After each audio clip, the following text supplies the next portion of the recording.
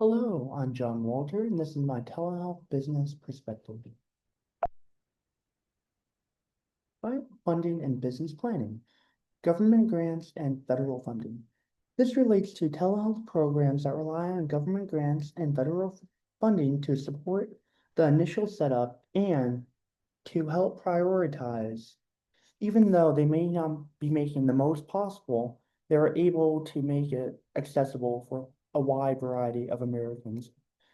And then while private investors in partnerships also play a major role by letting telehealth companies and services, giving them the funds they need to look for new scalable technology ideas that could overall improve the long-term growth in the field.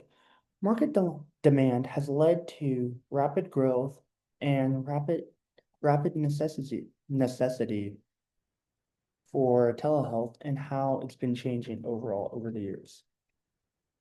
Technology has played such a huge role with telehealth being as simple as pulling out your phone and within minutes you can set up a virtual online appointment with your doctor. Billing, reimbursement, and compliance. Billing codes CPT and HCPCS. Telehealth services must use one of these billing codes to receive reimbursement plans. These codes determine how providers are paid for virtual care services to provide them an incentive to keep doing them. Medicare and Medicaid changes. Reimbursement policies for Medicare and Medicaid continue to change, which affects telehealth services and how they're covered and how people are slowly adapting them. And then for insurance differs. Private insurance companies have different coverages, rules, and limits that are very complicated and could turn away the average consumer from telehealth.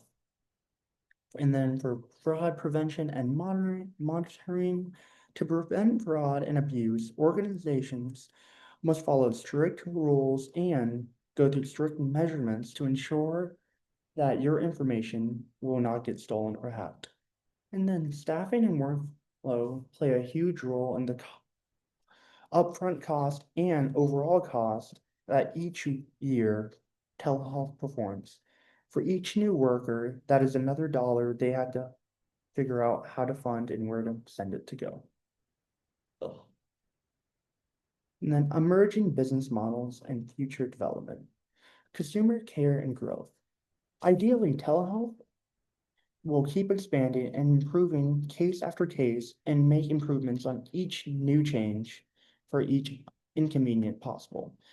A perfect example of this would be laggy phone calls with your doctor.